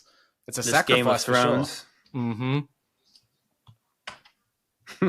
No, I mean, yeah, I was just, it was almost unbelievable when you finally can read the language and you're just like, wow, that was quite a statement they just made right there, and they did it right on the news, right? Isn't it funny right in how front you of see everybody. it everywhere? Once you see one thing and you start seeing it everywhere, like the single eye or any of these other, whatever they call Freemason symbols or whatever, you start seeing it everywhere in movies, news, anywhere else on media, and you just can't help but. And now you can't enjoy TV anymore because now you just see that and you're like, man, I just wanted to sit down and enjoy this movie. Don't you think that's God's way of coming through, though, and saying, like, hey, sorry to wreck your Satan ruling day. Sorry about your Hollywood Pay movie. attention to this. It's not going to be comfy, but I promise you'll feel better in the end. Well, I think that obviously that is a spiritual thing. I think that absolutely is one of those things where like that I fall into the trap too, because I mean, most of the time when I watch movies now, I do watch them because I want to see what they're showing. Like even like this new movie that's coming out, the Deadpool Wolverine one, people are telling me I should see it. And I was like, I don't really want to see it. I don't think the sad thing is I liked Deadpool. I collected the comic book. I really liked Hugh Jackman as Wolverine, but I don't think there's probably going to be a lot of code in this. It just seems like gratuitous. And it's like kind of in the way that Deadpool comes out saying I'm Marvel's Jesus. And I'm like, oh, like, does it have to, like it could be crude in some kind of ways where I could probably brush it off. But like in that way, I'm just like, you have to do that. I actually heard the only good thing I know about it, I haven't watched it either, but the good thing I've heard about it is our buddy Midnight Mike over at OBDM was talking about how they take a couple jabs at woke culture. I'm like, I'm sure they do. I might watch it just for that, because if they're doing that, I'm down with that. It's not bad. Entertainment-wise, you try to separate the art from the artist. It's good. There's a lot of in-your-face stuff that I wouldn't say is so much hidden away or esoteric because they're very upfront with it. And like you said, Joe, Mike pointed it out, it's this pendulum swing for anti-woke now. It's like they're weaponizing the people against the things that have been kind of let go in the last 10 years and been able to ramp up and become so ludicrous, like men competing in women's boxing. They're really fighting back against that now, and I can't help but think that the natural pendulum swing is being manipulated, and now it's becoming a wrecking ball. You know what? What you're saying right there, I feel like I've noticed something, and I noticed what a lot of people are talking about. Let's just say the people over in the land of Israel and those people, there's a lot more people talking openly about the things they don't like about them. And I don't want to say too much more on YouTube. I like how you guys phrased that. That was well done. Tiny hats. Yeah, we got it. You know what I'm talking about. And there is this like freedom in a lot of places that I like. Like I started off on TikTok, and they could ban you for anything. And so I learned to self-censor in a lot of ways, not talk about certain things. And obviously on this platform, you have to self-censor. But I feel like that people have been getting really bold in like the stuff that I see. I'm more like, wow, they're putting like people with big accounts saying things that I would say like, wow, you're really putting your account in jeopardy, but they're not getting in trouble. And so like, as you say that all of a sudden you have all these things you can't say. And now everybody's saying them. And it's like, then you have like obviously we're in election year. You have movies like that Civil War thing coming out. And you're like, is this what they're trying to do? They're really trying to ramp people up. They're trying to, again, divide people. They're trying to cause unrest. And it's like, this does seem by design that you can say these things so they'll make the tension even more for obviously for their gain potentially. And then bring down the hammer afterwards when they're done with it and they've had enough, and we see the same. I think we need to bring back the "What would Jesus do" bracelets to give out to this generation right now. They'd be like, "Would you do?" I don't know what that means. No, we would explain it very clearly first. No, I mean everybody should. I think that's the place where we're at, where like that. Yeah, I mean, I feel like that's like, let's put it this way: there's a lot of people not doing good things, and I feel like that. There's lots of things I want to say on these platforms that I don't, even though, like, let's just say I could say all the things I wanted to say. Some things I would say the Holy Spirit causes me to use the backspace button a lot in the comment sections when I'm responding to people, is because there's certain things I want to say, and it's like, but understanding what is the right thing to say, because like ultimately, what is your goal? And I've had, like, that was one of the lessons I learned when I first woke up, and I realized like that I wanted to be better than I was, is that there's certain correspondence when you have like in business and relationships and stuff like that. There's very rare times where you get to completely change somebody's mind. So like, remember that people are going to remember how you made them feel more than they remember the great point you made. Oh, that dagger you gave them at the end. They're not going to go change their mind after that. So they'll remember if you were a jerk or not. And I think that's kind of like where we need to remember in this culture, where, yeah, like we that is our version of turning the other cheek. When, yeah, like, that's the thing. It's like when people are get into this, like, point to different groups and they say lots of true things, but they're half right, because they're right about the things they're saying about, but what they're wrong is they're not really pointing that introspective view back on themselves. And I think that's what we always kind of need to remember, is like, before you point the finger at other people, remember the plank in your own eye, right? Like, that you ain't that good either. So remember, like, if you get what you deserve, is what God's trying to tell us. If we all get what we deserve, it ain't going to be good. So remember, that's why I always try to be gracious. self-deprecative to myself, and then make fun of everybody. I'll make fun of myself first. I was going to say, JT, if you need any advice on how to respond to people, literally ask Joe. He has the best responses to the very few trolls we've gotten, or he'll post stuff on Instagram, but his responses are like a mirror back at them, but in the most humble way. He's never rude or disrespectful, but it's a hilarious clapback. Like, wake up, open your eyes.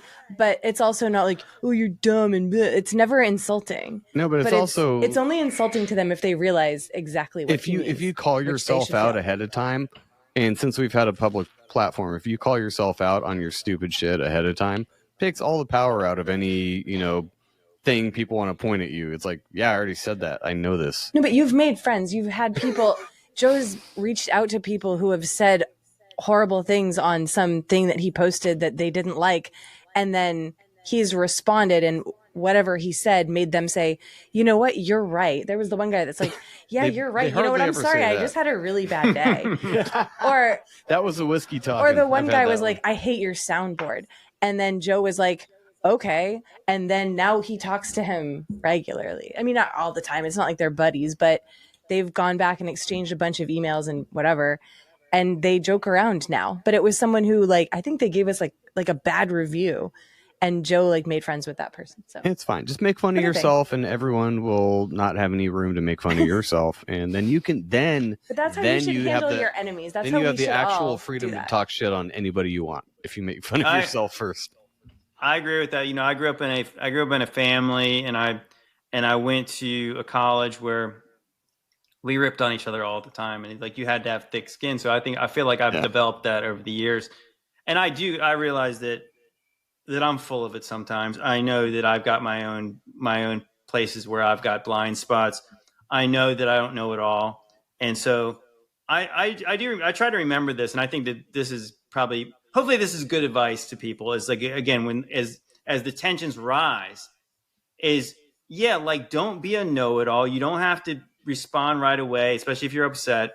And what I always try to think about, especially when I do respond in the comment section, because it's funny, because you guys have the podcast, but I mean, I started on TikTok, and I started doing live streams on TikTok before I even started doing podcasts. And so I've dealt with a troll or two, and you kind of have to know the difference between the ones who are actually just trying to test you versus the ones who actually are challenging you in a way that you probably should be challenged. But I always try to think about it like that. you might not really be able to change anyone's mind, but you always have to remember people are watching you, especially if you made the video and these apps always highlight who the creator is commenting back to. So I always think about who's going to read what I wrote to this person. And that's the person I really want to know that he was not a jerk when they were a jerk to him. And he did challenge them back in a way that was not I was not trying to get down to their level. I mean, occasionally it's like I said, the Holy Spirit has made me use the backspace button many times because there's so many things I've thought and want to say. But again, I'm thinking overall, if you don't have anything nice to say, don't say anything at all. Sometimes that's generally the best how I deal with them. So the very few trolls that I interact with are ones that actually said something coherent and had some critical, validity to it. Otherwise, the ones that are just I don't like this, you suck. Okay, I'm not dealing with that. No. The ones that actually have a good point, I'm okay, let me think about this for a second. Backspace a little bit. Backspace again. Okay.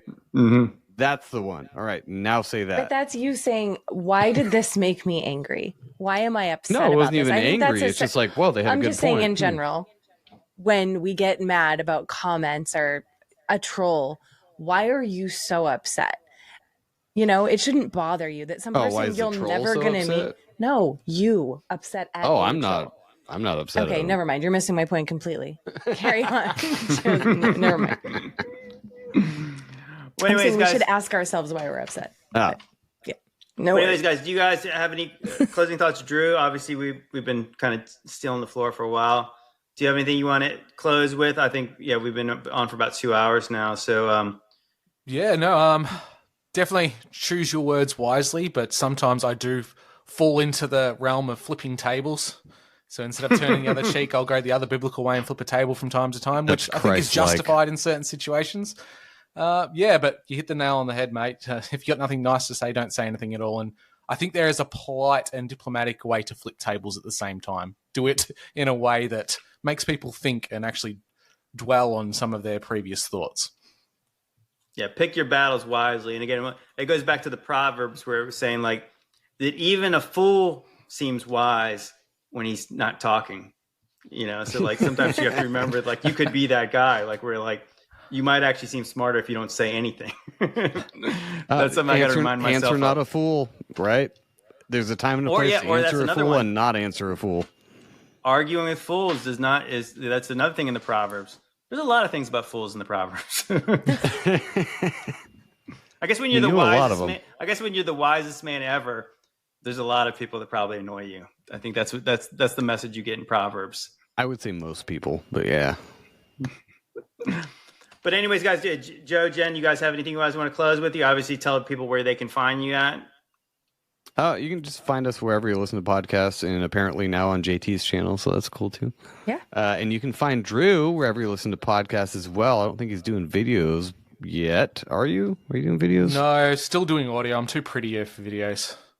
I'm a married man. I agree. People would just die if they just saw you all the time on video. But no, you can find us wherever. Closing words of wisdom, just on a general human level, use your turn signals. Okay? That's all I ask from everybody on the road. Use your turn signals. That's all I want, really. I drive for a living, if you can't tell. Nice. Well, anyways, guys, we appreciate you guys hanging with us. Obviously, I hope you guys enjoyed this conversation. Yeah. Drew, like I said, I'll try to get your links, whatever, to your podcast, and obviously the Legit Bad podcast. Obviously, I tagged you guys in the video, but obviously I'll try to put in any additional links you guys have. But I appreciate you guys hanging with us on your Friday night. I know you guys don't have to.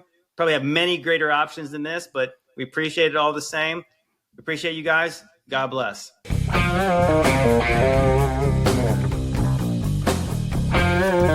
Hey, everybody, it's closing time.